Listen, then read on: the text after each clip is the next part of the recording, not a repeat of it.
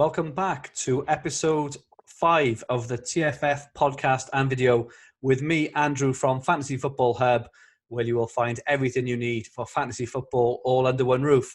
Tonight, however, we are here to talk about everything Telegraph fantasy football. Luke Wilson is back. Luke, how was your Christmas and January treated you so far? Very nice, personally. I think Telegraph-wise, it's been an absolute shocker. I'll come on to that, but my fifth team has now become my best team by a long shot. My main team is terrible, but there we go. And how about you, Carl? Have you had a good month or so? I'm very similar to Luke. I've had a good month personally. Enjoyed Christmas and the New Year, but my Telegraph has just really gone down the pan. Okay. What about yourself? Not bad. I had lots of beer and cheese and ham and pickle and whatever over Christmas and New Year and stuff. The same sort of TFF-wise. Slipped a little bit just after hope, I suppose, that people are rattling through their transfers and soon they'll start to dry up. And those small greens we get turn into bigger greens. So what we're going to look How many people have switched off after that description? Yeah, I know. It's like, oh my God, TFF, Jesus. So for this podcast, what we're going to do, we're going to have a look at our teams and how many transfers we got left. We're going to look at the fixtures for the coming month and what that tells us for the coming few weeks and where we should be looking to target. We're going to look at Carl's algorithm and what that is telling us.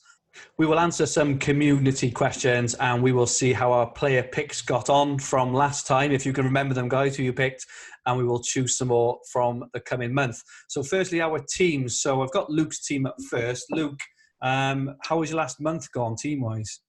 The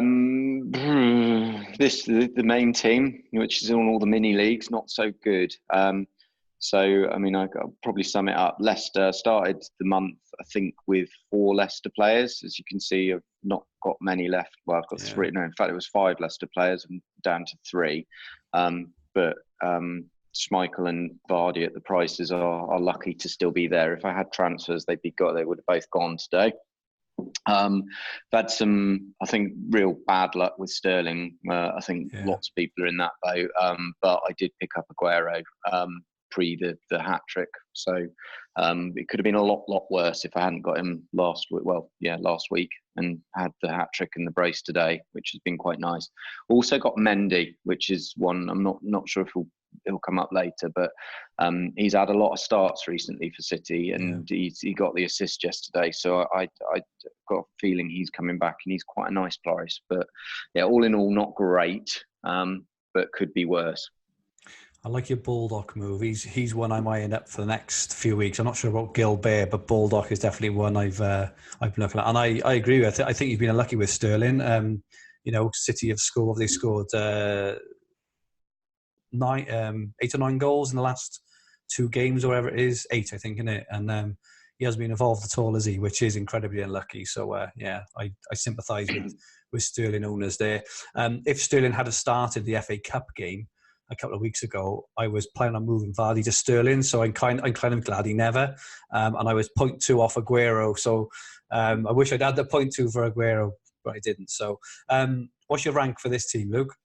So I'm about 29k in this team, which is horrific, to be honest. And yeah, team 5 after my moves today has jumped from 20k with 25 transfers. I used 3 today, and that's shot up to about 15k today. So I'm liking the look of that team because it's got about 5 Liverpool players and the rest are City, and it's basically got all the budget defenders who are good. So nice, okay. so I'm hoping to plough through the transfers. So I have a chance with that one, not a great chance, but I've got a much better chance with that one than this one with 13 left. So I always find it interesting. So in TFF, obviously they've reduced the number of teams you get now. I think it was 10 last season max to 5. And on Sun as well, in Dream Team you get 10. And there's always a team or two who always seems to outperform your main team. And I always like to go back and have a look what I did. And generally it's that I left it alone. And And it's interesting that it may be good to do, a little bit of analysis at the end of the season and, look at those teams and see, look at the trajectory in terms of how you use your transfers and all this sort of stuff. I do find it interesting. Well, so I remember me and Carl in one of the early pods talking about the importance of just having some patience and not using those transfers. And Yeah, I listened to myself and Carl. Yeah, I think it'd be in a much better place. Yeah, you're right there. So, Carl, moving on to your team, I see that Leicester let you down this afternoon with your back four. Do you want to talk us through your team? Sure. Before I do, I just wish to make one slight comment on Luke's team, because in the last pod that we done, Luke was talking about the value of attackers over the Christmas period and how vital they were, and it's interesting to see that he's got 5 at the back and only 2 attackers. So I'm not quite sure what's changed his mind to go against his own evidence. I'm gonna say, well, Mane, Sterling, Aguero, Vardy, they're all attackers, mate. And KDB during Christmas, he was playing as one of the wingers. He performed pretty well for me. Yeah, I know. Get back in your box. Anyway, so I took on board Luke's advice, and as you can sort of see, my formation's a 3-4-3. Rashford, I took out today and brought in Mane just before the kickoff. So my Christmas period has been terrible because I don't know if you remember the last pod. Part of it is when I look at this, I think I was stacked with Liverpool defenders, and because they was playing in the World Cup, they all shifted out, and Leicester being very good value, they sort of came in. And of course, Leicester hit the rocks, and Liverpool, they've come back and they've had about 6 clean sheets in a row. So, you know, to me, I think that's just a little bit unfortunate. But in terms of my team, that's just meant I've nosedived because Leicester have taken a couple of big hammerings. One thing I wish I thought about. So getting rid of Liverpool players, I think, was a sensible decision, even though it's turned out to be really bad. I think there's good reasons behind it, and not bringing them in straight away. I think they've had tougher fixtures, and it's just that, okay, they've done well, they've had a bit of luck on the side, and they've just kicked clean sheet after clean sheet. And that decision itself is like, well, I can put that down to luck rather than the actual decision-making process, and I'm happy with that. When I reflect about Leicester, what I should have taken into account was the League Cup semi-final in the beginning of January. So they rested a lot of their players during the FA Cup match. And they had a few tough matches just before then, and it's like, perhaps I should have thought more deeply about that, and that was just bad decision-making on my part.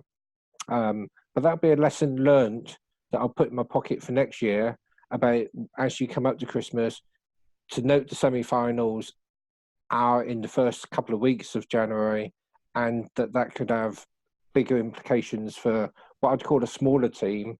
If they're in the semi-final, that they may rest a lot more players around that early period.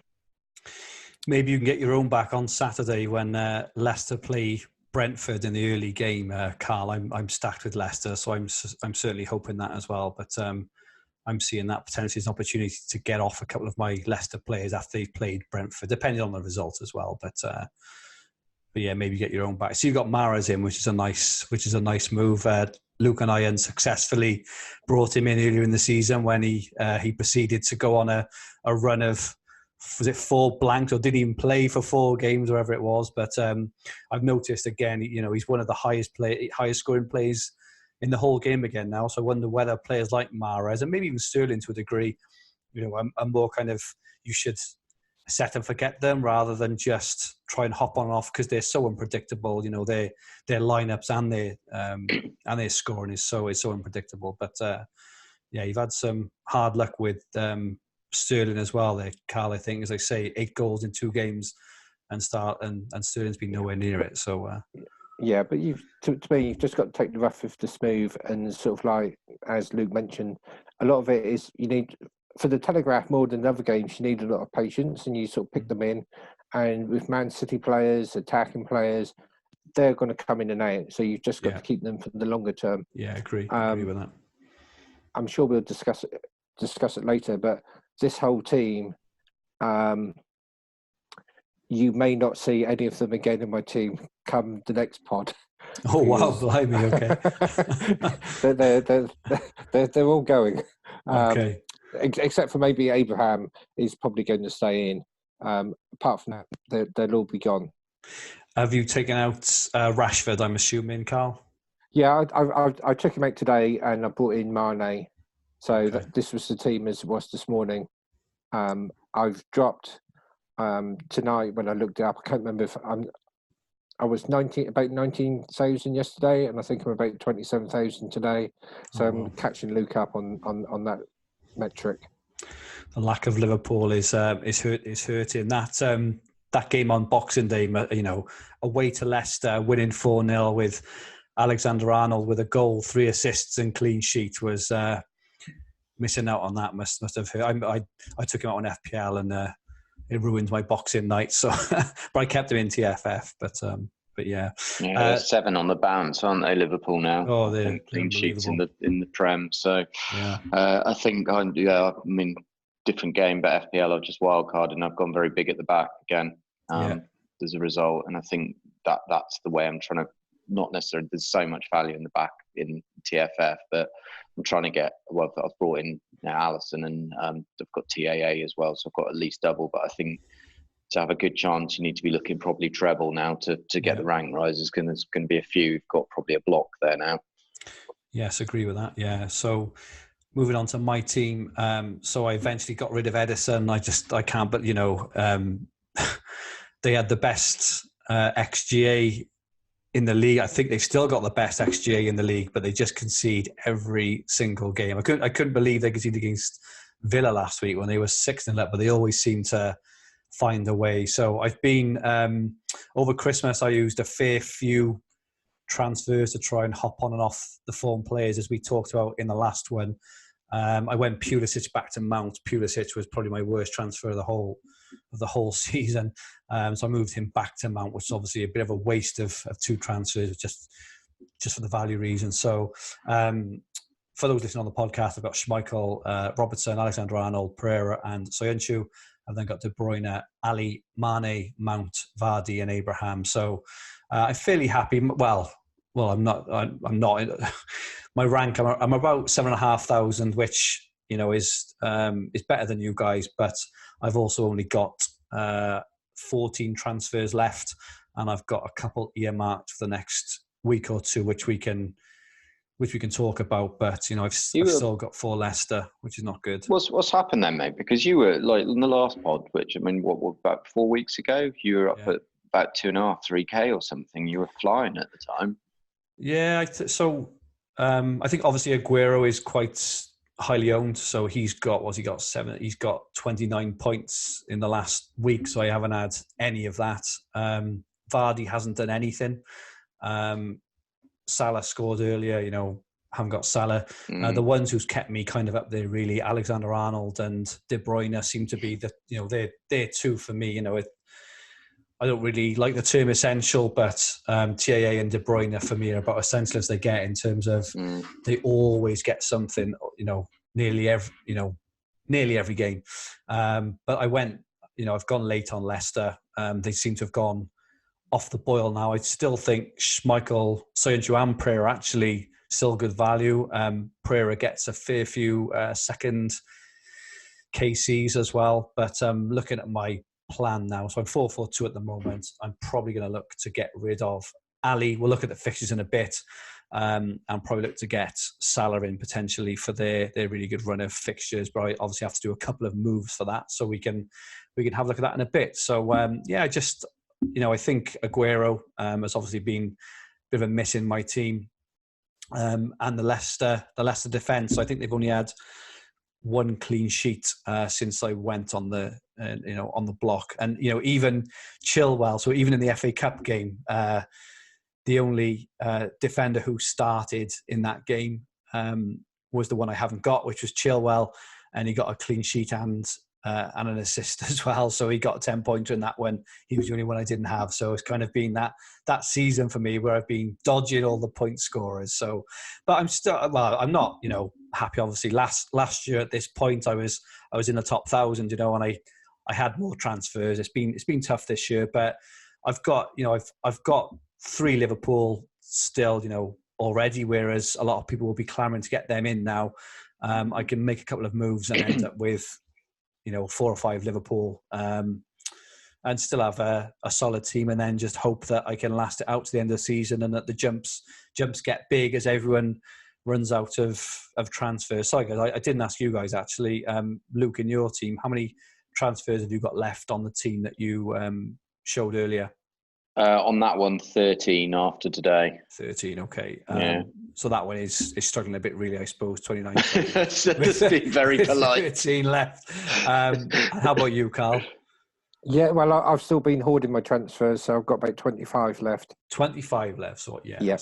That's a nice position to be in then at 29k. So, cool. Okay, so that's like our teams then. So the next graphic we've got up on the screen then for our podcast listeners. So we've got our Fantasy Football Hub fixture ticker up, which shows the fixture ease for the teams. We've got it ordered in terms of who've got the best games for the next 6 game weeks.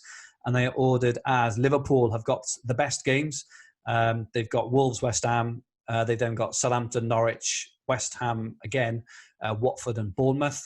Crystal Palace actually show up next. Then we've got Sheffield United, even though they've got Man City next. They've got a really good 5 after that. Then we have Newcastle, Southampton, Brighton, then Leicester, then Burnley. And down the bottom, the teams with the worst fixtures over the next 6 games show as Man City, Chelsea, Man United, Watford. Interesting, because obviously they have thrown up some nice options in the last couple of weeks. And the worst one is Norwich. So Norwich's run, they've got Tottenham, Newcastle, Liverpool, Wolves, Leicester, and Sheffield United. So look at those fixtures. So after this, then we've got a graphic up off Carl. So this shows the stats depending on those. So Carl, what does your expected goals per game graph tell us about the upcoming fixtures? This graph itself is I've taken from the algorithm, and what it actually does is before a match, or for every match for the whole season, it calculates or estimates the expected number of goals you could expect in a match. So for the chart here, I've done three bars for each team. The first is what's the average number of goals we'd expect them to score per match. So that's all 38 divided by matches divided by 38. And then I've done the next 4 and the next 10 matches, just sort of looking at those in patterns.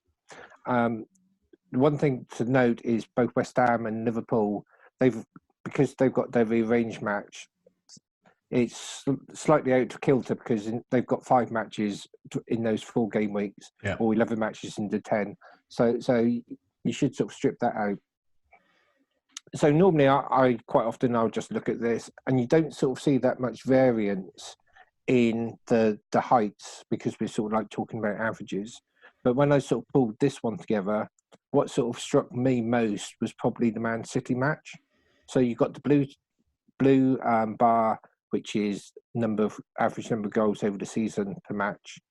And then you've got the green bar, which is the next 4 matches. So they're slightly more difficult matches than you'd expect. And then you've got your red bar, which is a lot lower.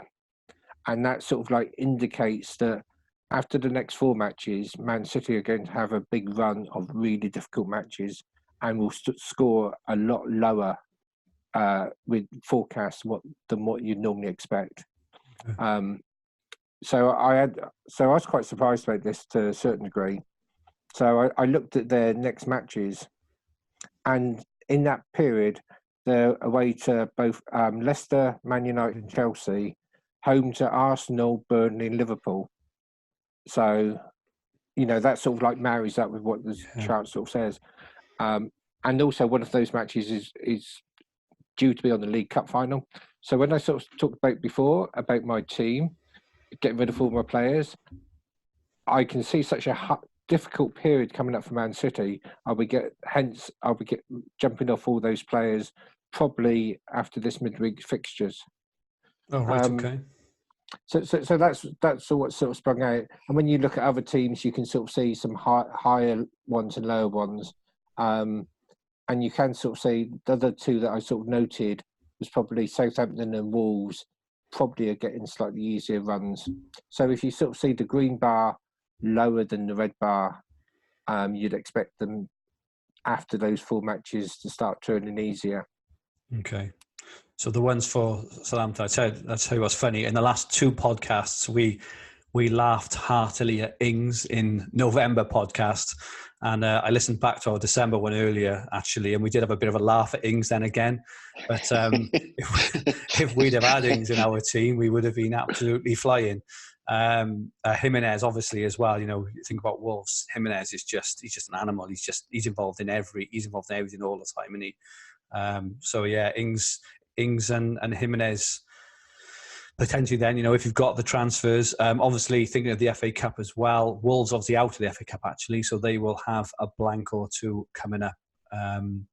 Southampton, are they still? Yes, they are. They got Spurs on the weekend, haven't they? In the FA Cup, so potential for Ings to be knocked out of that game, but that then probably assures his place in the league as well. So just looking at your bars as well there, Carl. So Liverpool's bar short term looks really, really good, but it's also the best long term as well. Other teams to look out for there, from what I can see, Tottenham, Leicester, Chelsea, and then to a lesser degree, Arsenal seem to be the ones who we think are going to score the most goals over the next kind of month or 2, that looks like. Does that, am I making sense of your graph right? Yeah, and they should be in order. So the blue line is like, I think it's the percentage improvement between your seasonal average and where you are now. Cool. So the biggest improvement would be from Brighton, right? At least the short term. Yeah. The Liverpool one, as I mentioned, is very distorted because they've got an extra match within that period. Yeah. Okay. I mean, one thing for me is because it is the first time I've seen this, but I mean, even with the talk of Man City scoring less, City at the bottom is above every team apart from Liverpool. So I think my view would be, unless you're hopping from a City asset to a performing team with a budget enabler to get a Liverpool, I wouldn't jump off them for anybody other than Liverpool, because their expected goals is whatever it is, just over 2 a game, I think, by the looks of that, versus 2.3. And the next nearest team is Chelsea at, I guess that's about 1.8, 1.7, 1.8. Yeah. So I absolutely see where this is going, but I think if you put this into real terms, the City assets are going to probably score 0.2 or 0.3 less a game in that run, but they're still going to outscore everybody else. But they are expensive, and so are Liverpool. So there's your obvious move. Yeah, and that's the move I'll probably be moving across to. But you're 100% correct there in that Man City, even when they play the tougher fixtures, are still expected to outscore most other teams. But it's just having the information that they're going down that route, and that it's the value of what they score per million that they're worth. And if they're more expensive, they're going to be scoring less than normal. They're not producing as much value, and you could put your money elsewhere, which should probably be into the Liverpool, because they're the 2 most expensive teams, I would have thought. I couldn't imagine who else you'd want to buy except for Liverpool, Man City. No. Okay, so looking ahead then, so we have got the fixture planner that is on Fantasy Football Hub, and obviously all this does is break down the fixtures by game day and game time. So obviously in TFF, you can make transfers between games as well. We've talked about Liverpool, so I've stripped this down from last month. Is 11 teams. We've got Arsenal, Chelsea, Everton, Leicester, Liverpool, Man City, Man United, Sheffield United, Tottenham, Watford and Wolves. They're probably the teams we're going to, that's our core teams for where we'll look for players, even though our enablers should probably already be in place, mainly in place already. But just to look, so in terms of Liverpool, so Liverpool play this coming Thursday night, the 23rd of January. They play Wolves. They then play Shrewsbury in the FA Cup on the 26th. You would expect, I don't know if either of you disagree with this, but due to Liverpool's fixture congestion, I would probably expect Liverpool to play a weakened team at Shrewsbury. We're probably looking at players like Origi and Shaqiri and a lot play. They may play one or two if we just hop forward to the games after that then. So on the 29th, they play West Ham. They've then got Southampton on the 1st of February. So they've actually got 4 games not far off in a week and a bit. 3 of those are league games. But that to me seems the ideal time to jump on the Liverpool assets for that Wolves game, if you're not already, obviously. Carl, I know you're thinking, so at the moment you've only got Mane. Is that 23rd of January? Is that when you're going to make your big move, or are you going to wait till after the Shrewsbury FA Cup game? No, that's when I'm going to make my big move, is this coming Thursday. I did think about it because you have that FA Cup match in between, but as we've sort of talked about before, that to me the FA Cup is like icing, and I expected Liverpool to rest quite a few in the previous round. I expect it to be the same in the coming round, and it is a roulette wheel. But because they've then got that extra game, you think that if I buy Liverpool players, you're going to get them in that extra game anyway. So even if they don't play in the cup. Yeah. So, like Man City, yes, they're in the cup and they've got quite a nice home tie, but after that they have a horrendous run. So, as we alluded to, my Man City players will be going, and my Liverpool players will be coming in, and my other option will be how many Leicester players do I get the chop for the same date. So, I think is it only 5 you can do in a week? It is only 5, yeah. So I'll be using all 5 this week, and then I'll be looking at the FA Cup and which ones, the Leicester ones. If there's a Liverpool player who plays in that match, I'm not saying there is. I think Gomez was the only one who played today, who may have played last time. Yes, but at least right, yeah.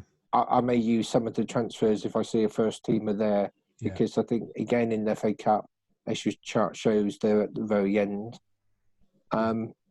One other thing that we could have done, though it's too late now, because I noticed the word Tranmere just above the red Liverpool there, is it's a shame that Watford are playing Tuesday, and we couldn't get a Watford player in because they've got that replay as well as the FA Cup match. So if you wanted an enabler, they would be quite a nice enabler to jump onto. Yeah, the Watford players are really cheap as well. I'm not sure how much Deeney it is, but I know that Gillifo is like 3.8 million midfielder, so he could have been potential. That's the one, mate. You want Sarr. I'm not sure how much Sarr is. How much is Sarr, Luke? 2.9 or 2.8. 2.9, that is a good price. He is absolutely on fire. I mean, he's brilliant. The eye test is phenomenal, but in every format of the game, he's somebody I would want to have. The price in TFF, I mean, don't steal him when we get to the picks game, please. No, that's I don't know who's going first because I want him. The only thing I would say with Sarr is that Watford's fixtures, just going back to the fixture ticker earlier, they've got a few nice games here. They've got Villa, they've got Tranmere, and if they beat Tranmere, they will have hang on, who will they have? They'll have Man United. In the cup. After that, then they have got a pretty horrific run of fixtures. I noticed that Traore is only 2.9 as well for Wolves, so he could be quite a nice enabler, even though they are out of the FA Cup. So just to touch on Carl's point, so looking at the planner here, we talked about jumping off Leicester players. So Leicester played Brentford at 12:30 on Saturday, and then after that, if we just look ahead on the planner, Leicester then play Chelsea on the 1st of Feb, and then they play Wolves. So Leicester haven't got easy fixtures at all. You would expect them to get past Brentford. I'm not sure if they'll play their first team or not, because they do have West Ham this week and then Chelsea the following week. So I'm not sure whether they will or not. But if people are looking to get rid of Leicester players, I would suggest they have West Ham this week. They've then got Brentford first. So I would wait until after that Brentford game, because, if Vardy plays, or, any of their highly owned defenders play in that one, you probably get a fair few points before you can move off onto another team then. And then as Carl mentioned then, so Liverpool play Shrewsbury. They play at 5 o'clock on the Sunday. So if any of the first teamers do play who you're eyeing up, that is the ideal time to jump on a Liverpool player. If you haven't already on the Wolves game, but that looks good. And you also mentioned Man City's fixtures. So Man City play this week midweek away to Sheffield United. That's not an easy fixture at all. They then have Fulham on the weekend, so they play at 1 o'clock on the Sunday. But after that, then Man City, they play Spurs on the 2nd of February, and then West Ham, and their games happen to fall quite later on the Sundays, the last 2 games.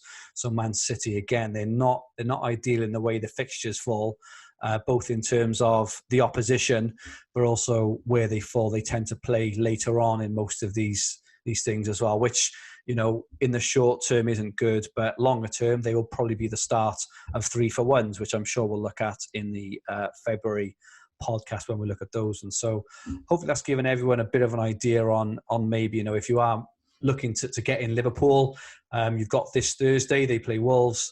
They've also got the FA Cup game on Shrewsbury. If you're looking to move away from Leicester players, wait till after the Brentford game at 12:30 on Saturday. Just to touch on this as well, so I've got Ali. I'm not sure if many people are stuck on Spurs assets. They've been a real disappointment after we hyped them up so much over Christmas with their fixture run. Obviously, Kane's been injured, and they have been Mourinho'd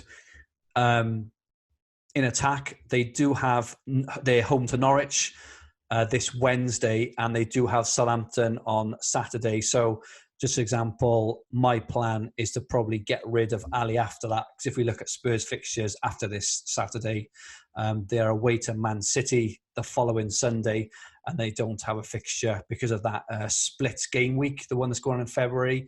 They don't have a game until after that again. So I would suggest that if you are holding on to Spurs players and want to get rid, I would wait till after the FA Cup game on this coming Saturday, the 25th, because you will get a game. You'll get Norwich midweek, and then Southampton. Then you can then look to move off. Someone which is really interesting me, and I'm trying to work out how to get him in. So I haven't got Baldock, and I'm very jealous of everyone who has. One, because of his value, he's very attacking. They play Millwall this weekend in a 3 o'clock game, so I've got a decision to make potentially on looking at once Leicester play. I may move down to Baldock because I want to move up to Salah with my other players as well. Just looking at Sheffield United fixtures after that. So after that FA Cup game, they then have Palace on the 1st of December and Bournemouth after that. So they start a really nice run of fixtures after they play Man City on Tuesday. So, there's Baldock at 2.4. There's Ender Stevens at 2.9. They've got some really good options and enablers potentially, if you want to move off Leicester or move off Spurs or whatever. So a bit of a shout out for John Fleck as well, because his form is phenomenal at the moment, and he's 2.9. So if you need a midfield, I know sometimes you sort of rigid and on the structure. So if you need that third midfielder, Fleck at 2.9, there's a few at that price actually. So you can have a very cheap midfield if you wanted, although that Liverpool block. Yeah, cool. Okay, so looking at the fixtures then, I suppose our from an eye test view, our analysis and plans next month would probably be look to move to Liverpool either this Thursday or on the weekend in the FA Cup. Potentially look to get off a few Leicester, but obviously make sure you get that Brentford game in first. Look at Sheffield United defenders potentially as enablers. Anything else to add in there, guys, or is that a fairish summary based on what we know from the eye test and the fixture list? I just one other thing to add is you mentioned about Leicester's fixtures, and that's all correct. They've also, don't forget, Leicester have also got their semi-final second leg against Aston Villa, which is quite finely balanced. So they'll probably put out quite a strong team in that game, which will mean that, again, adds to the weight of more likelihood of players being rested early on. And the same for Man City. They still got the second leg to come against Man United, and they will still probably play a strong team to ensure that they get through. So that's, I don't think next week, but probably the week after, and that should maybe influence your considerations as well. And whoever gets through, I don't know when the double gaming weeks will be, but they're quite likely to blank as well in about 3 or 4 weeks. So if you're holding your players, do you want to hold them? Is that more weight to jump off, or are you running low on transfers and just have to ride out the blank game week? Yeah, that's a really good point. So the Carabao Cup finals, if they make it through, it'll be on the 1st of March. So it is a while off yet, and we'll probably do another podcast in the middle of February, which we'll know at that point when it is. But I did have a look earlier, and it's on Saturday the 1st of March. So we have got a fair few games before then. But it is a really good point, Carla. We should be bearing that in mind. And obviously there's Man City and Man United. So you would imagine Man City would get through to the final as well. So they will probably have a blank as well. So that is something to consider, potentially looking at Leicester and Man City after that game instead of lumping on, especially with everything we just talked about with the fixtures and everything else too. So one question I've got for you guys, looking at Chelsea then. So I'm stuck with Abraham and Mount. Chelsea have got Arsenal this coming Tuesday. They then got Hull in the FA Cup on the weekend. They've then got Leicester after that. Do you think I should be looking to move off Abraham and Mount? Their fixtures are okay, but I'm thinking more of the value. I like to hold on to them because I do think they're season keepers for their price. Have you got any advice on whether I should look to get rid for the players or look to hold on? I wouldn't get rid of Tammy myself, but Chelsea are linked with strikers. So, I guess it's January transfer window decision on Tammy. Yeah. I still think he's incredible value, to be honest, even then. Mount's an interesting one because, went through that period where we all thought, oh, he's not that nailed, but he's been playing. He's just not returning. It's not, but he's cheap. Yeah. And, if we had like a wild card or an overhaul like in other games, I would be like, yeah, get rid. Particularly because you've got Traore at 2.8 or 2.9, you've got Sarr down there, you've got Fleck at 2.9, you've got all the defenders. But is it worth a defender? Because none of them are really a massive upgrade. Points wise, they're probably only 10 or 20 points difference between any of them. Yeah. So I'd be a bit. How many transfers you got left again? I got 14. Yeah, I'd probably, unless like you need to squeeze a 0.2 to get an Aguero on fire or something like that, or Aubameyang comes back and he's on fire, or you can't get Salah. I would probably think at that price you just got to hold it with what you've got left. And I think on the last bit, the fixtures were changing for Chelsea on Carl's stats earlier, so their fixture run for the next 10 didn't look that bad. Okay. So sort of, I don't know, personally, it's a tough one. Bit of a coin flip, I would say. Yeah, I think I'll likely leave them. So I've got a bit of a plan. I'm going to probably look to downgrade Ali to Baldock, which will free up quite a lot of cash, actually. I could, and then I just need to make a decision then on who I upgrade to get Salah in. So they're going to be my two moves over the next week or two. I'm not even sure. I'll have to work it out, actually, but I could potentially even do Mount to Salah with the change potentially. I'll have to add that up, but do that. Yeah, that sounds like a great move. Mount to Salah, because I've got De Bruyne and Mane in my midfield. So they're not going anywhere. The only one, what about Vardy? I think Vardy's a really interesting one because he's clearly off form. I don't think I heard a stat earlier. Apart from his penalty, which he missed this afternoon, he hasn't had a shot on target since Boxing Day. I know Leicester, as you mentioned a couple of times, got West Ham then Brentford. Do we think value at $6 million is still good value, or do you think that we should probably look to get rid because he takes up a hell of a lot of our budget for not returning much? I'm looking to shift after the West Ham game. Personally, I think Leicester have peaked. Yeah, but I may be proved wrong on that. But he's still decent value because he's 6 compared to some of the other strikers. But I think if you've got Mane at 6.2, you've got a load of the City boys in that 5 to 6 million bracket. I mean, if you haven't got 5 at the back, swap them for VVD or Robbo or one of those guys. I think that there's a lot of people that you could spend 6 million better on right now. What do you think, Carl? Do you think Vardy's a keeper or a sell? I'm leaning towards a sell. I think he's still good value, as Luke sort of said. I've got him in my team at the moment, but I will be keeping him through the FA Cup range and just hope, fingers crossed, he may sort of play. Otherwise, it'll be a week or two after that. But the only reason I'll be getting rid is mainly because they've got some tricky fixtures coming up, and I'm making the assumption that they play in the League Cup final and therefore be blanking, and therefore he'll be going out for a period of time, but I'd expect him to come back in just because of his price, and he's a good player. And I think some stats are misleading, particularly the one you mentioned. I thought he had 2 shots on target today, but that doesn't really matter. It's you mentioned since Boxing Day.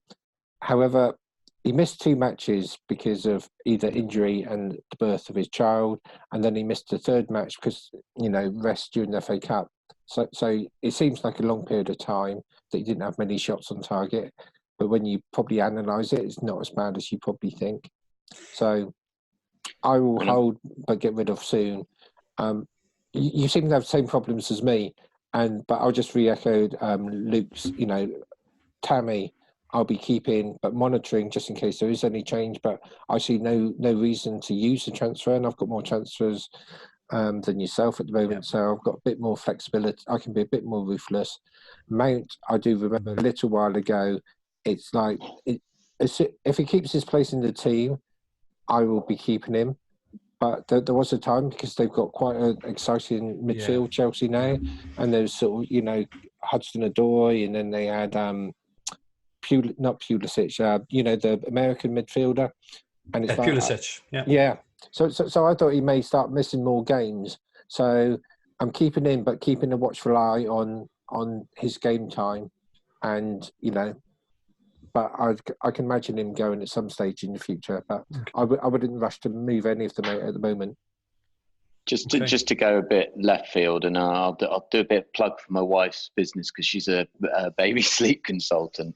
But Vardy's got a 4-week-old, right? That boy is not sleeping.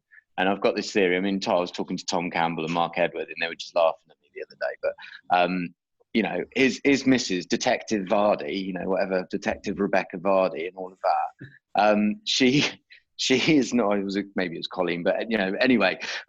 But she strikes me as very high maintenance. So there is no way that man is not getting up in the middle of the night, and therefore, if you put that into his performances, I think it could be some time. I love how we're basing our transfer decisions on the high or not maintenance of someone's wife. That's really good. But no, I take your point. Having kids, I do take your point about lack of sleep and whatever else. So yeah. And to be fair, Jamie or Rebecca, if you are listening, because obviously you would be listening, I'm sure put they you are in touch with my wife's sleep consultant business. So Brilliant, nice plug, Luke. Okay, so moving on then from the fixtures. So obviously that all tells us from a fixtures and eye test view, but Carl's algorithm. So on the left hand side, for those who are watching on YouTube, so on the left-hand side, I'm sure Carl will run through them now. That's the current optimum team that, if you'd have had this team from the start of the season, you would be absolutely flying now.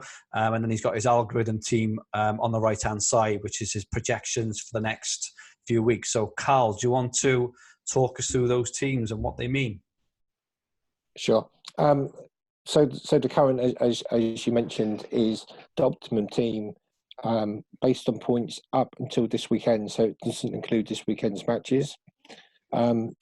So in goal, there'd be Henderson of Sheffield United. And then we've got the usual suspects that you'd imagine. You've got TAA of Liverpool, Chilwell and Pereira of Leicester, and Baldock of Sheffield United in defence. So that's 4 defenders. And in midfield, you'd have De Bruyne, Mane and Mahrez, and then you'd have three up front, which is Vardy, Rashford, and Tammy Abraham. So that's spending 49.7 million, so 0.3 spare, and you'd have a total points of 1,234, which I think is about 50 behind the leader itself. Wow. So anyway, of course, there's random stuff. The algorithm itself sort of like projects what it thinks will happen going forward, but it doesn't take into account FA Cup matches. I think I set it, I can't quite remember if I set it for the next 6 or 10 weeks. And then I sort of said, what's the optimal team?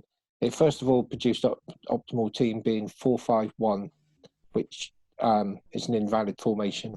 So I looked at both changing that to valid formation, and the closest one is 5-3-2, and it's sort of piling into the Liverpool players.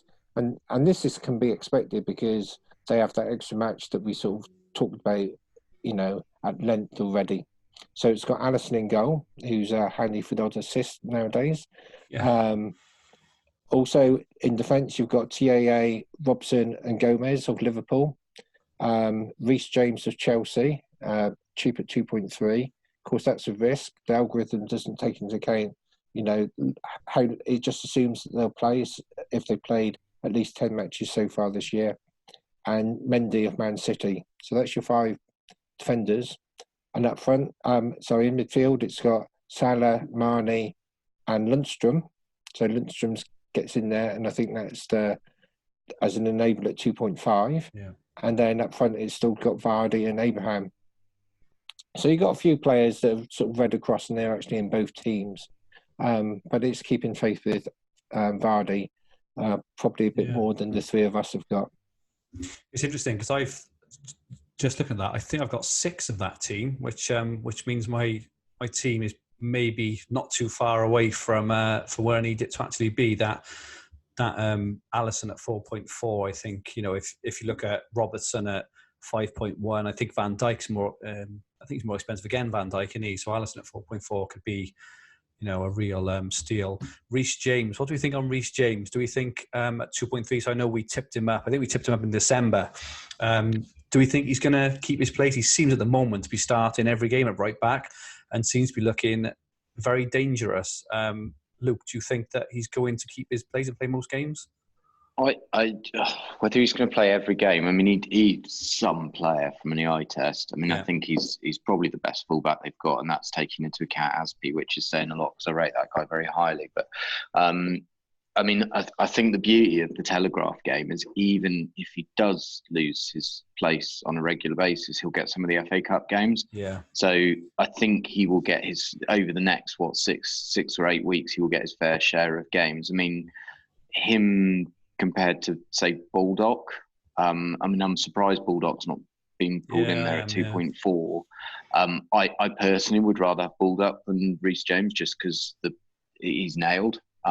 But I mean, I saw some amazing stat the other day. I mean, yesterday, where if Chelsea continued with the current formation with the wing backs, then Reece James and Aspie would be rivaling Robbo and TAA. Wow. And it's interesting because maybe the algorithms picked up a bit on that. I mean, it's very small sample size, but it's quite interesting. So I don't hate him.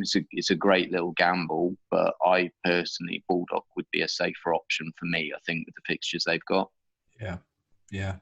I've just checked. So we talked about the current algorithm. The current optimum team.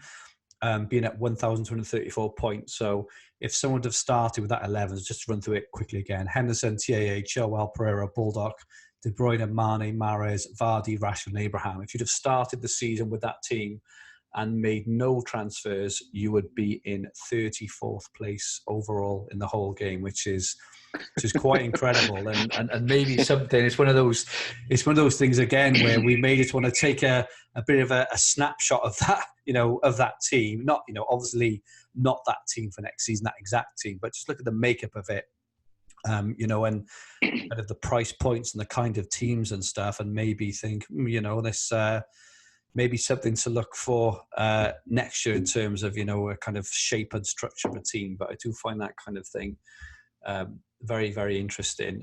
Is there anything else, Carl, at all on the algorithm?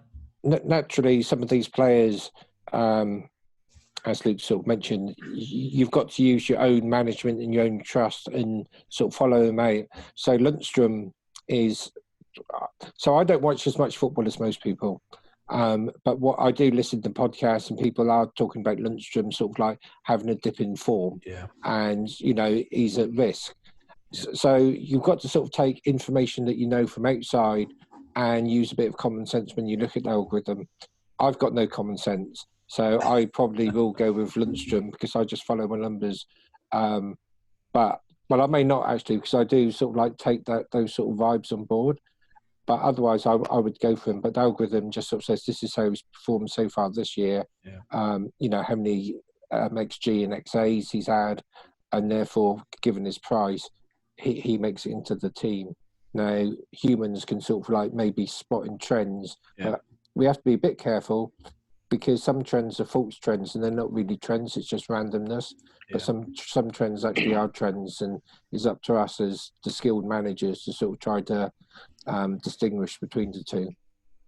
I mean, the one in an interesting one there, I think that probably the most left field pick is that Mendy's gone in there, and I know I've got him in my own team, but that's purely based on the eye test, and I think he's starting to look more like the player he is. And he was the cheapest route in there, and I think as soon as Laporte's back, and he is back in training, so it's a matter of when, not if. I think City will go back to keeping clean sheets. I mean, I cannot believe how few they've got. I mean, there's so many teams are better off, and they've still, despite the recent sort of 6 or 8 weeks where they've been terrible at the back, they're still, I think, third overall for goals chances conceded in the whole league. And I think you stick Laporte in there and move Ferrandinho back into midfield, I think they will start keeping clean sheets. And it's looking like Mendy's first choice left back. I don't think, because everybody's back and he's still playing. So could be an interesting one. So I'm surprised it's picked that out, but it's a bit reassuring for me personally.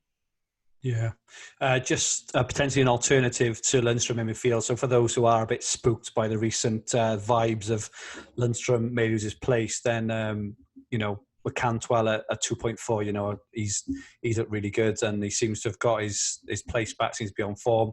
I'm not saying to expect goals and assists every week, but he seemed that spot there in midfield, that third midfield spot.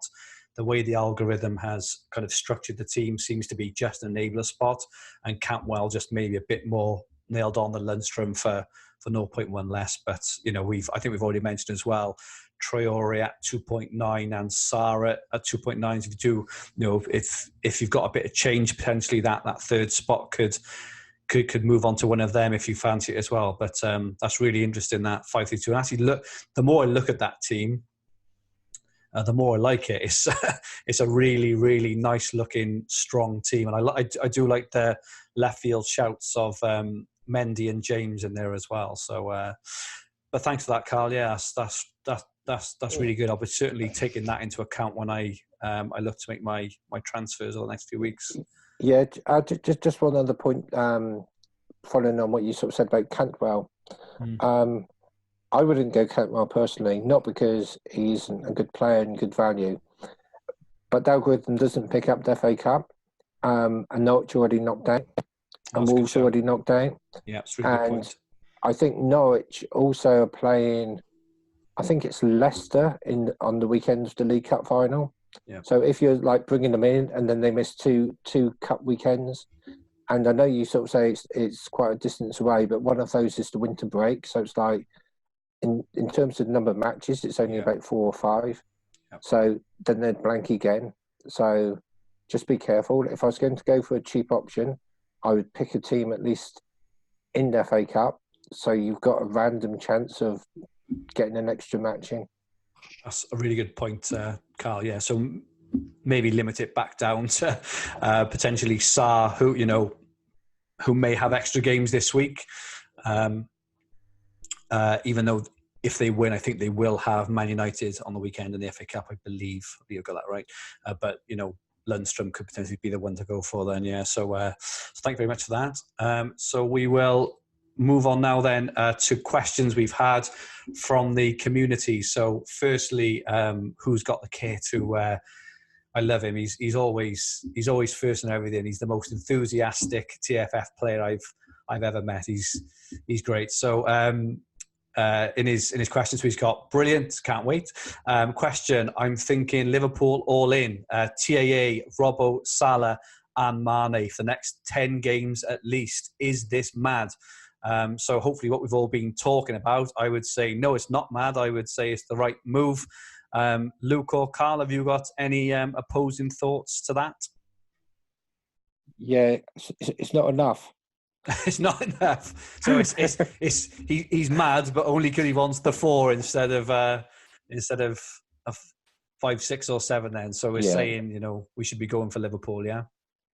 Well, that's my plan anyway. And it's driven so much by the extra game. Jump in there. But that's me. But then look at my rank, and you may think that don't join that fool. I don't know.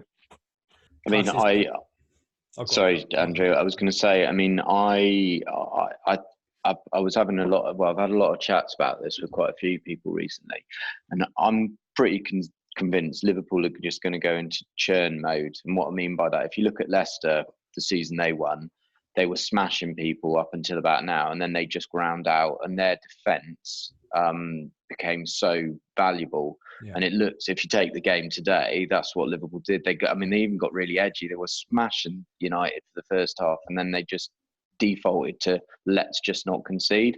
Yeah. So there's even an argument. If let's hypothetically say you could only afford 4 of the Liverpool players, I would say coin toss on Salah or Mane. Personally, I think it's Salah, but Mane's just as good. And probably go three of the defenders, and then smash in a couple of those cheap enablers that we've got out there to get you back. But I like Carl. 4 seems too light given what they're going for, and they're still in the cup. And as many as you can get. I do wonder if Klopp will play that, a similar team, like Curtis Jones and all these kind of guys. I wonder whether he'll play them against Shrewsbury. I think he will, because I think they performed really well. I think it would be a bit crap of him to load up on the first teamers, but that's the only thing, as I'd maybe concerned about the FA Cup game. But in every other game they're playing anyway, they're everyone's scoring points every single time. But Liverpool all in. I think we're all agreed there. Next one. This is a really interesting question from Eddie White. Any tips for mini league play, or do you take the same approach as as in the overall league, i.e., score as many points as possible? Always enjoyed the podcasts. Luke, what are your thoughts on this one? First. I've got a similar dilemma in Sky where I'm doing all right, and like TFF, people can set their teams so you can't see what players they've got. So if you are doing well and there's money on it, I would spend a fair amount of time trying to analyse their teams and try and get as much information out of them and their mates and any contacts they might have on Facebook or Twitter to find their team. I think that's called stalking, Luke. I'm not sure we can endorse that. But bar going around to their house and stealing passwords. I don't think, I'm not advocating that. But I think if you're not in with a shout of winning, so let's say hypothetically around, I don't know, 3 or 4K, look, you're not going to win the big prize. So if you've got money on those mini leagues and you can win it and you are above, I would play it safe and try and, if you can, work out those players. I mean, it'd be obvious. Look, if they just brought in Aguero, you would know because they've got a massive spike. And there are certain players who will bang, and particularly because of the kind of live updates, you'll sort of every day you will see where you are. So personally, I would. If I was ahead and I was in Carl's position with, say, 20 plus transfers, I'm pretty certain I could probably get a very similar team to them and do that. I mean, the curveball is then if there's like 3 or 4 people going for the title, it's a bit harder, and then probably maximise the points. But if you've got a 20, 30 point lead and you've got transfers in the bank and you can work out their team, just play that personally. If money's your motivator, that's what I do. Any advice from you, Carl, on that one? No, Luke gave some very good advice. I know people, they sort of can near enough work out what team you've got just by how many points you scored, and following it over the weeks. Depends on whether you're defending or whether you're sort of chasing. Personally, I don't look at many leagues at this stage of the year. You see the numbers, and they don't concern me. I just go for as many points as possible. But when it gets to the crunch time of the season, then I may start looking at the teams, because otherwise you're losing out on enjoyment. I think I just like analysing the fixtures for myself. And I think if you're trying to defend or copy other people's players, then you're just putting yourself into a bit of trouble. A, for enjoyment, and then secondly, if the player that you would have had goes, it will just, I don't know, I'd find it a bit soul destroying. So if I was chasing, I would tend to, once I've decided, okay, I'm going to focus on this, if I'm chasing, I would tend to sort of be much more variance in my team. So we sort of talked about it before, having a block defence, picking out one team that you hope to do well if you've got a big score to make up. Probably less so if you're a few points behind, and if you're in front, make sure that you cover the natural template team, as it were, and then make other people take risks. But I wouldn't think about taking risks at this stage. I'd at least wait another 6 weeks before rolling the dice.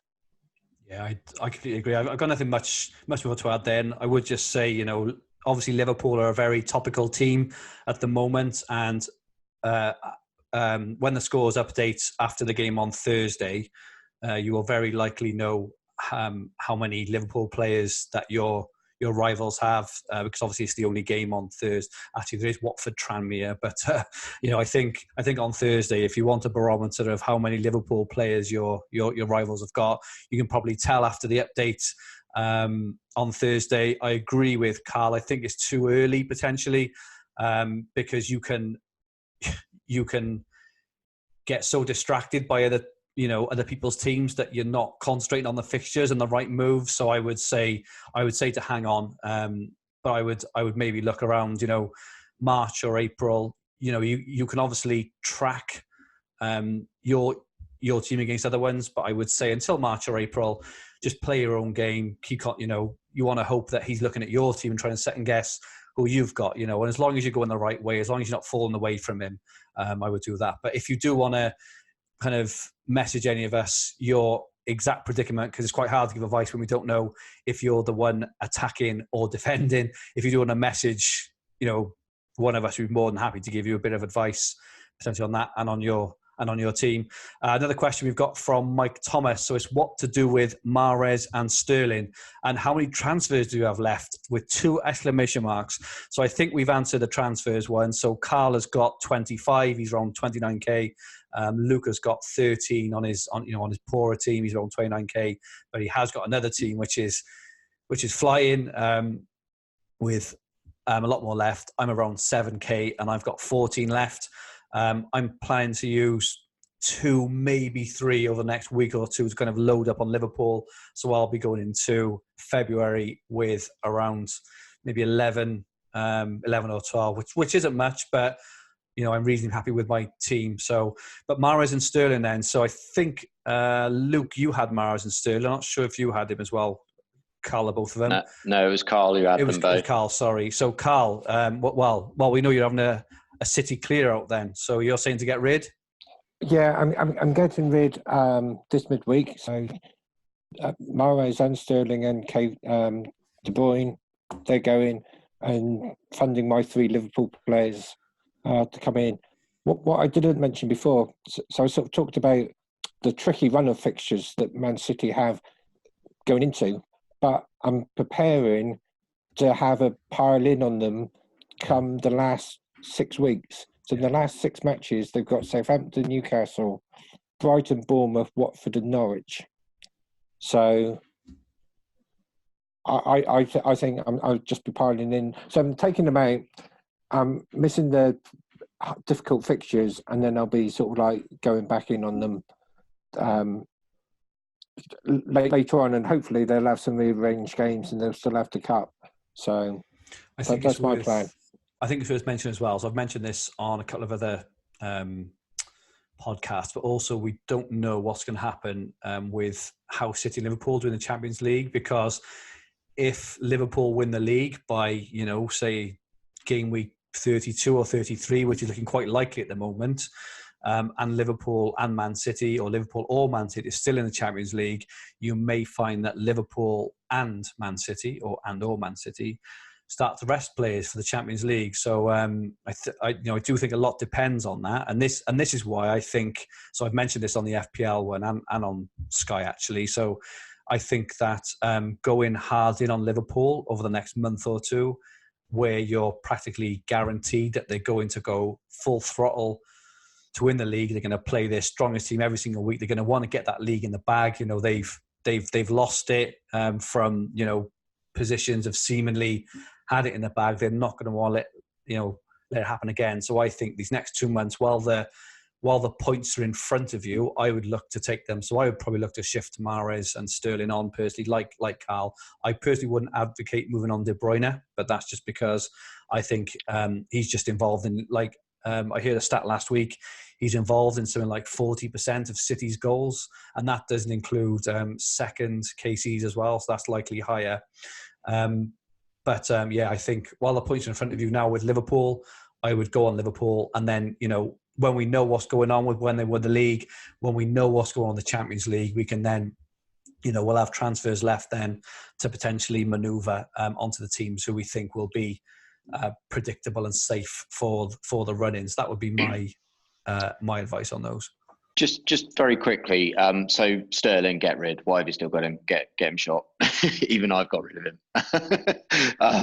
But the Mahrez one, and the reason I'm saying this is because the second question is how many transfers you've got left. So if you were low on transfers, I know, Andy, we got burnt on him earlier, but the fact is we got burnt on him. He's not played for ages, and he's still in the top 10 players in the game. Yeah, that's a fair point, yeah. Right? I think if City's fixtures get tougher, Mahrez is the guy who can unlock the doors. Him and KDB and the Silvers, right? But Mahrez is probably the best at just those little passes to get someone in. Yeah. And so I think if in Carl's position, absolutely get rid of him for the run. But if you're under probably 13 transfers, I'd think seriously. I think a Liverpool defender would be better. So he's about the same price as TAA from memory. So get TAA. If you're going to have to do 2 transfers to upgrade, to get a Liverpool defender or get a Mane or Salah, I would think really seriously, because he will be very peaking trophy, but low transfers. It's again, I talked about coin flip. It's probably a coin flip for him. Yeah. I think that's a really good point. Actually, it does depend on transfers, because you'll probably want him back, as as Carl said, when you get the rearranged games for City towards the end of the season and things, he probably is one you're going to want to have in. We have had a couple of questions from our Hub WhatsApp group from Peter Marshall. So he says he brought Aguero in for the FA Cup tie. What do you think about a short-term move to Firmino or Salah? He's already got Alisson, TAA and Mane. I think we're probably in general agreement that it would be a good move to move Aguero on for a few weeks if he's got the transfers, or is Aguero a keep? Hold for me. He's on fire. Aguero, if he's fit and he's firing, hold. I mean, even for a 3-1, Liverpool are going to be tighter. City have got to score. Hold for me. What about you, Carl? Well, I would tend to refer to Luke's previous answer about depending on transfers. But if you've got a lot, I'm just going. I can't remember what the word is when you're sort of like selling. I'm very pessimistic on. Well, not very pessimistic, but I'm leaving City. So, however good the player you are, tough fixtures, and you never know with Pep. So I'd be quite happy to move on to Liverpool if we've got the fixtures and bring back another time. Yeah, it's interesting we're split there because I agree with that. Whereas Luke's against it, so it's up to you, Peter. But Luke says keep, hold. He even put his hand up, so he's very, very serious about it. And myself and Carl say shift and jump on Liverpool. So Peter, don't trust me because I've got the worst rank of the three of us. So go with the other two. He also asks, I have 3 Leicester defenders. Is it time to ship one out for a Sheffield United or Southampton player? So my advice on that would be yes, and it would be for probably Baldock would be my pick. Any other shouts there, guys? Just one, maybe 2, maybe 3. Yeah, I suppose that's the thing as well. Yeah, I'm similar. So I may be, because you mentioned before about Leicester being the very first FA Cup match. I may wait until after that match, and then you can sort of like, at least if you're going to pick a Sheffield United defender, you'll see them in their cup match and know which one to jump on. I think I'm a bit torn because I do think Soyuncu at 2.3 is still really good value, and I really like Pereira as well. He's a bit more expensive. He's 3.5, but he's very, very advanced. If you had Chilwell, I would absolutely get rid. Evans, from memory, I can't remember how much Evans. I think he's 2.6 actually. So they are still good value. Maybe I would, if you had Chilwell and or Schmeichel, I would, you're not far off being able to do a swap then, if you've got a bit of change in the bank for Baldock and Alisson, for example. So if you're looking at that kind of move, I think Baldock and Alisson for, Chilwell, Schmeichel, and, and maybe a bit of change would be a good move. I think that's backed by the fixtures and by Carl's algorithm. So hopefully that has answered your question. So finally, onto our player pick challenge. Now, I've let you down, guys. I'm very, very sorry. I did try to have a look earlier, but for the life of me, I couldn't work out the points between the last time we met and now. I couldn't work them out quickly because I was preparing for some other work I had to do. So I will have to update you on that. I have got the names of the players we picked actually. Well, I was about 30 or 40 points ahead of second place. So you were well ahead, yeah. So just so you know that we had a community member picked out Rashford, who's obviously had a good he's doing month. well then, he's doing really well. Yeah. He also picked out Ali, who's been kind of up and down. And he picked out Kelly for Palace, who kept a couple of clean sheets over Christmas, but has died off. Carl, you picked Sterling, who's been a bit of a dog for you, to be honest. You also picked Chilwell, who's done okay, but again has tailed off. And you picked Trossard, who peaked yesterday, I think. So you probably haven't done tremendously well over the month, I wouldn't guess, with those. Luke, you picked Harry Kane. Ow. But then you went Pereira, who's done okay, as I mentioned. He tends to get a second Casey every now and then, and you picked Evans, so you've probably done all right, not amazing. And I picked Vardy, Abraham, and Soyuncu. So I think I have to add them up. I think I've won that little round. But I'm not sure how that affects the overall table. But I will get that out. So I do apologise for that, guys. Our community member, so it is Peter Marshall this month in the Hub WhatsApp group. So he's made his picks for this month for his cheapie. So under 3 million, he has picked Trossard for the next month. So I think Trossard is 2.9. He's picked Dominic Calvert-Lewin for his mid-price player for the next month. Everton are out of the FA Cup, so not sure you remember that, Peter, but Calvert-Lewin has certainly been on fire and is a really good price. And he's picked Firmino as his 5 million plus player. So they're his picks. And the order has come back all the way around now. So Luke, you go first this time. So you get to pick? Salah. There we go. So that was an easy one. So Trent. your pick is it's a bit easier for you this time, isn't it? Not half. Thank you very much. Trent. And your cheapie? Saar, if he's still available. Hang on. I'll go Saar. Sheffield United boys are all good there as well, aren't they? I think you're going to have a good month there. Luke. I think you're going to absolutely annihilate us this month. I think that's unfair. Not Ings. We're going to laugh at Ings for the third month on the trot. Carl, you're next, so you can't pick Trossard, Calvert-Lewin, Firmino, Salah, Trent, or Sarr. Okay, so what the high price? What does it have to be about? Over 5 million. Over 5 million. I'll go for Robinson. Robertson. Yeah. Robertson. Yeah. And then you say, what's the next one, Dane? Between 3 and 5 million. Okay, I'll go for TAA. He's already gone. Luke's had him. Sorry, mate. Not. 5 million. I'll go for Mendy of Man City. Wow, okay, 3.8, yeah. And then sub 3 million. Sub 3 million. I will go for Reece James of Chelsea. 2.3. He was my one. Nice pick. That's our man. That's a nice pick. Okay, so I'm left with the dregs. I will go. Well, I say the dregs. Actually, there's still some nice players left. So I will go for Mane as my premium.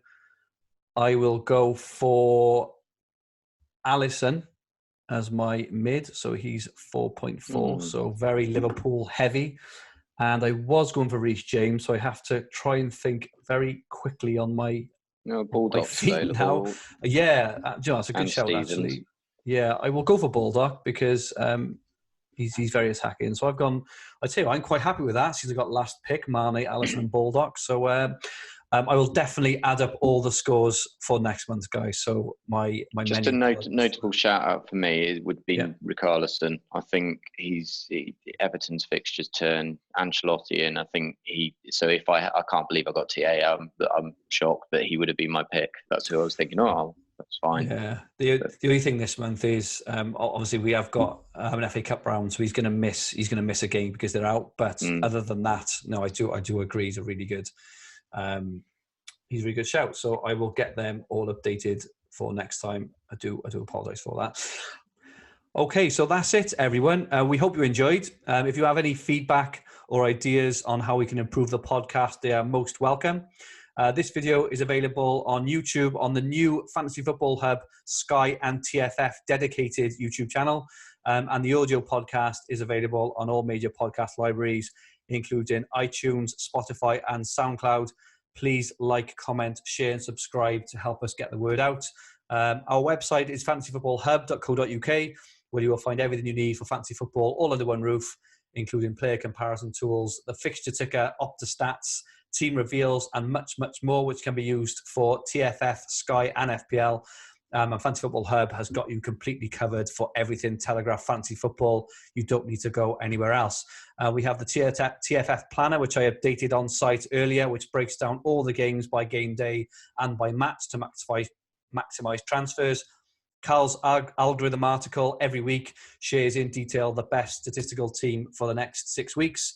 We also have my TFF article every week where I discuss my plans and every move. So it hasn't been that good over the last month or two rank-wise, but obviously I'm looking to really climb into the top few thousand over the next few weeks. You can get that by Standard Hub membership. If you're not a member, use code Andrew10 for a 10% discount. Premium members can also get in the new TFF WhatsApp chat group. Again, use code Andrew10 for discount on that. We'll probably look to do the next one in mid-February. So around Valentine's Day, we can have a nice romantic one, chaps, maybe, which coincides nicely with some of the rounds. Don't forget also, Fantasy Football Hub now do weekly FPL and Sky podcasts with the best players in both games. So make sure you give those a listen as well. Thank you, Luke and Carl, for your insight and advice. It's been great having you on as usual. Luke, where can people find you if they want to get hold of you? So predominantly on Twitter, so at FPL_equation on Twitter. I am on a few Facebook groups and in the Hub WhatsApp group as well. Cool. And yourself, Carl? Yeah, I'm Darkest Jungle on Twitter and also at Fantasy Football Hub. Cool. One last thing is yesterday we did the first ever FPL Saturday Live, where myself and a couple of the FPL gurus did a live stream for the 3 p.m. games. It was really good fun, and although it was FPL focused, it was still very relevant for TFF. As it's the FA Cup next week, we'll be doing our next live show on Saturday, February the 1st. So please tune in at 10 to 3. Onto the live stream on the Fantasy Football Hub YouTube channel. Come and join in the chat. It was really good fun. It was very interactive. And even if my FPL captain Ings blanked for only the second time in 11 game weeks, which is very frustrating. All the details for that are on the Fantasy Football Hub website. All that remains for us is to wish you all the best of luck for the coming weeks and bid you thank you and good night. Good night.